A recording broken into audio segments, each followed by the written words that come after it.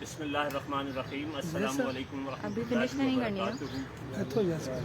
یس نہیں ہے، یہ تو فنش ہے کہ ختم ہو جائے گی. سورہ فاتحہ کی آیت نمبر 6 اصطلاحات قرآنی میں آج ہم مکمل کریں گے.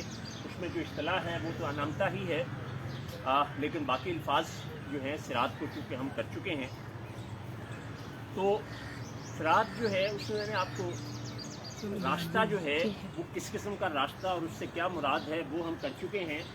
الذین، یہ جو ہے اس سے مراد ہوتا ہے الذی جو، اور الذین جو ہے وہ جمع ہے. تو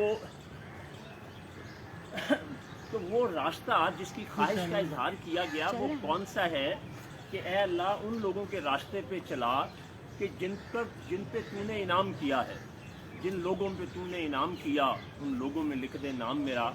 تو یہ جو خواہش ہے انعام کی، نعمت کی، یہ ہے کیا؟ تو اس کا جو خاص ہمارا فوکل ورڈ ہے وہ جو ہے یہ علیہم ہے. پر، علا، یہ لفظ جو ہے وہ پر کے لیے، اوپر کے لیے، قریب کے لیے استعمال ہوتا ہے.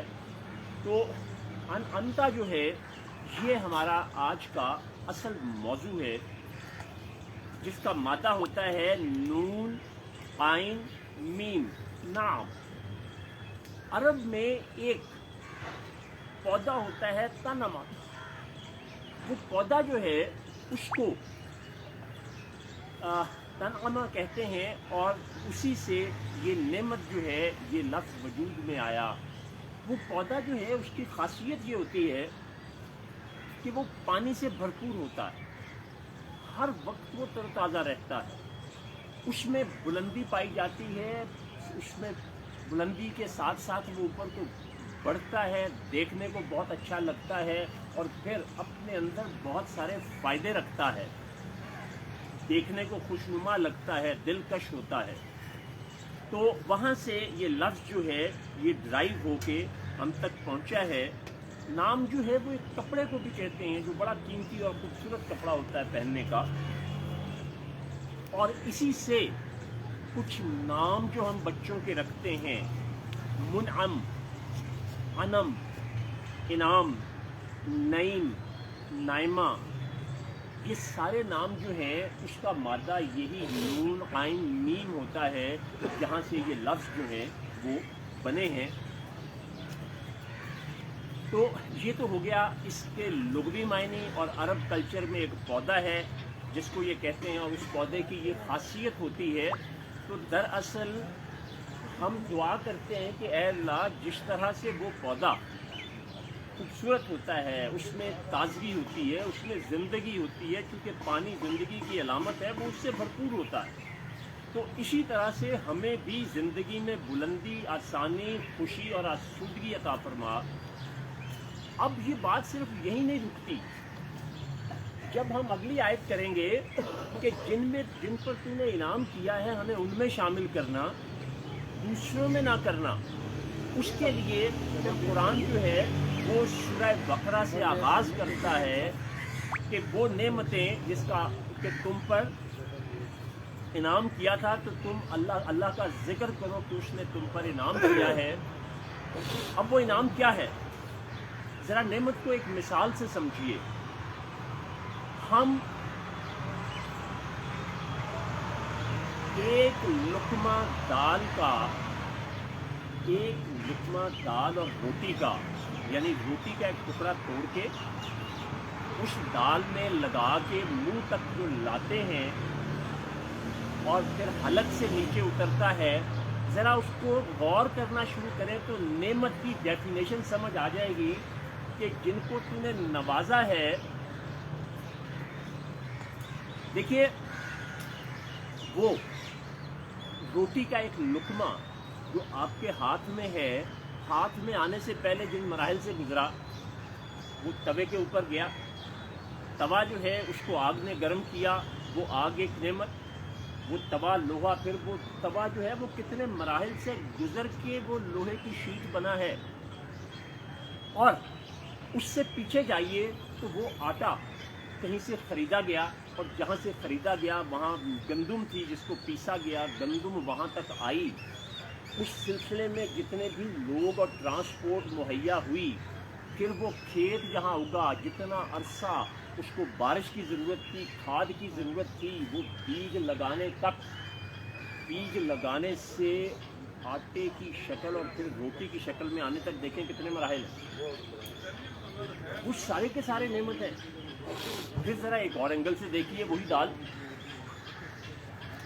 وہ سالن بننے سے لے کے پیچھے جتنے مراحل ہیں، اس میں نمک ڈلا، اس میں مرچ ڈلی، اس میں گھی ڈلا، تو وہ ساری کی ساری چیزیں جو ہے، تو شمار جو ہے نعمتوں کا ہم اسی لیے کہتے ہیں کہ نہیں کر سکتے۔ پھر اگر آپ کا ہاتھ یہیں رک جائے تو کیا کریں گے؟ آپ لقمہ پکڑ ہی نہیں سکتے، اور اگر پکڑ لیتے ہیں تو آپ کے اعصاب کام نہ کریں تو آپ کے منہ تک وہ، اور منہ تک آ گیا ہے، منہ کھلے نہ، یا منہ تو کھل جائے چبایا نہ جائے، چبایا تو جائے اس کا ذائقہ ہی پتہ نہ چلے۔ یہ جو زبان کے اوپر آپ نے دیکھا چھوٹے چھوٹے دانے سے بنے ہوتے ہیں، انہیں کہتے ہیں ٹیسٹ بڈ۔ ہماری پوری زبان کے مختلف حصے ہیں جو کڑوا، میٹھا، پھیکا، کھٹا، یہ سارے ٹیسٹ جو ہیں وہ محسوس کی سکتے ہیں۔ اب اگر زبان کے یہ چھوٹے چھوٹے جو اوپر بنے ہوئے دانے ہیں یہ ختم ہو جائیں یا یہ اپنا کام کرنا چھوڑ دیں تو کہاں آپ کو ذائقہ لگے گا؟ یہ اس کا ایک پہلو ہو گیا۔ اب ایک زمانے میں تیل کا سب سے بڑا تاجر جیلسس جو تھا امریکن، اس نے مرنے سے پہلے آخری خواہش کا اظہار پتہ کیا کیا تھا؟ کاش میں ایک رات کے لیے آنکھیں بند کر کے سو سکتا۔ اس کے لیے دنیا کی سب سے بڑی نعمت کیا تھی کہ وہ آنکھیں، کیونکہ وہ آنکھیں جھپک نہیں، سے ایک بیماری ہو گئی کہ وہ اپنی آنکھیں جھپک نہیں سکتے۔ امریکہ کا جو مد مقابل دنیا میں کبھی تھا اور آج بھی ہے تو وہ روس ہے۔ روس کا ایک صدر برزنف، اس نے بھی کہا تھا کہ میں ایک ایٹمی طاقت کا صدر ہوں، آج میں ایٹم بم چلا دوں تو دنیا تباہ کر سکتا ہوں۔ اس کے باوجود میں کتنا مجبور ہوں کہ کاش میں صرف ایک رات کے لیے سو جاؤں۔ وہ تو 20 سال سے سویا نہیں، وہ آنکھیں بند کر کے، اور وہ تکیے بہت سارے اپنے جسم کے ساتھ لگا کے تو آنکھیں بند کر کے بیٹھ جاتا تھا یا لیٹ جاتا تھا۔ دیکھیے یہ جو گردوں کا سائز اور وزن کچھ اندازہ ہے کتنا ہوتا ہے؟ ایک پاؤ بھر نہیں ہوتا، 200 گرام نہیں ہوتا۔ ڈائلسس کے جو پیشنٹ ہیں جو بہت سیریس سٹیج پہ جاتے ہیں، ان کے ہفتے میں 3 ڈائلسس ہوتے ہیں، اور اس کے بعد جب روزانہ ہونے لگے تو پھر بندہ صرف چند دن کا مہمان ہوتا ہے۔ ہمارا یہ چھوٹے چھوٹے، اور وہ کتنا تکلیف دہ عمل ہے ہم سوچ بھی نہیں سکتے ہیں۔ 4-5 گھنٹے تو مشین پہ رہنا، پورے جسم کا خون، ذرا غلطی ہوئی مشین سے وہ جو پائپ الگ ہوا تو سارا خون بدن کا، اور اس کے بعد 2-4 گھنٹے طبیعت نڈھال رہتی ہے۔ اور ہمارے جسم میں جو ہمارے گردے ہیں وہ دن میں شاید 15-20 دفعہ ہمارا ڈائلسس کرتے ہیں، اور بہترین انداز میں کرتے ہیں۔ ڈائلسس کا خرچہ 3000 سے 10,000 روپے تک ایک ڈائلسس کا ہوتا ہے۔ اب آپ دیکھیں آپ کے دن میں 10, 15, 20 ڈائلسس ہو رہے ہیں، اور آپ کو، تو یہ نعمت جو ہے اس کو سمجھنے کے لیے کوئی بہت بڑی چیز آپ کے پاس نہیں ہونا چاہیے وہ۔ اور پھر ایک اور بڑی بات یاد رکھیے کہ شکر جو ہے وہ نعمت پر ہوتا ہے، صبر جو ہے وہ زحمت پر ہوتا ہے۔ تو اس لیے یہ بہت اہم کلمہ اللہ نے دیا ہے، اور پھر اللہ کا احسان دیکھیں، وہ کہتے ہیں شکر کرو میں تمہیں اور دوں گا۔ جبکہ شکر کرنا جو ہے وہ دراصل ہمیں بتاتا ہے کہ ہمیں نعمتوں کا ادراک ہے۔ ویسے تو جب سورہ رحمان میں جائیں گے تو پھر میں اس کو ایک اور طرح سے پوری طرح ایکسپلین کروں گا، اگر زندگی رہی تو، کیونکہ وہ اتنا لمبا سفر ہے کہ اتنی زندگی شاید نہ ہو۔ تو 3 چیزیں جو ہے نا جی وہ شکر کی मराहिल के तौर पे हमने दो तो सुनी होंगी, एक है शुक्र बिल लिसान जो हम बहुत करते हैं, शुक्र अल्हम्दुलिल्लाह, बस। शुक्र बिल फेल जो है वो होता है अपने अमल से साबित करना। आपके पास अगर अच्छी और बड़ी गाड़ी है तो आप अपने भाई को कम से कम मोटरसाइकिल लेके दें, ये शुक्र बिल फेल है।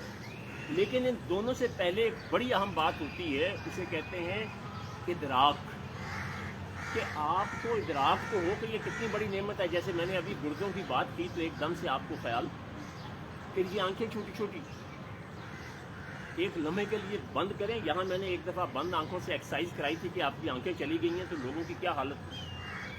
तो इसलिए यहाँ दुआ की जा रही है कि ऐ अल्लाह हमें उन लोगों के रास्ते पे लेके जा कि जिन पे तूने इनाम किया।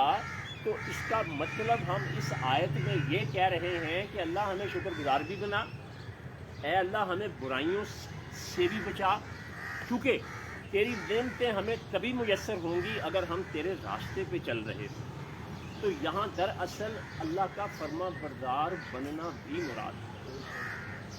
तो इसलिए वो रास्ता जिस पर ऐ अल्लाह तूने इनाम करना है हमें उस रास्ते पर लगा दे। तो ये नेमत जो है, ये लफ्ज़ जो है, इस्तिलाह जो है, ये हमारी मुकम्मल हो गई। अच्छा, फिर ये मुआशी तौर पे, मुआशरती तौर पे, अखलाकी तौर पे, नफ्सियाती तौर पे, ज़हनी तौर पे, हर तौर पे किसी भी किस्म की जो हमें आसाइश, आसूदगी, आसानी हमें चाहिए ज़िंदगी अच्छी गुजारने के लिए, ऐ अल्लाह तू वो सब कुछ दे। अच्छा साथी, अच्छा दोस्त, अच्छा हमसाया, वो सभी कुछ आपके लिए। हम लोग कुछ मरीज़ों को जो फ्रस्ट्रेशन में ज़्यादा होते हैं, अल्लाह से शिकवों में होते हैं, उनसे कहते हैं कि ज़रा काउंट डाउन करें, लिस्ट बनाएं कि जो आपको तकलीफ़ें हैं, छोटी से छोटी तकलीफ़ भी लिखें और फिर वो नेमतों को लिखें। उसको फिर नेमत समझानी पड़ती है। जैसे मैंने आपको दाल के लुकमे, दाल और रोटी के लुकमे की मिसाल दी है, तो फिर आपको अपनी मुसीबतें बहुत छोटी नज़र आने लगती हैं। तो अल्लाह तबारक ताला हमें उन लोगों में शामिल कर दे, वो जो मैंने ये सबक शुरू करते हुए कहा था कि उन लोगों में लिख दे नाम मेरा जिन लोगों पे तूने इनाम किया, ताकि हम तेरे गज़ब से बच सकें। बहुत शुक्रिया।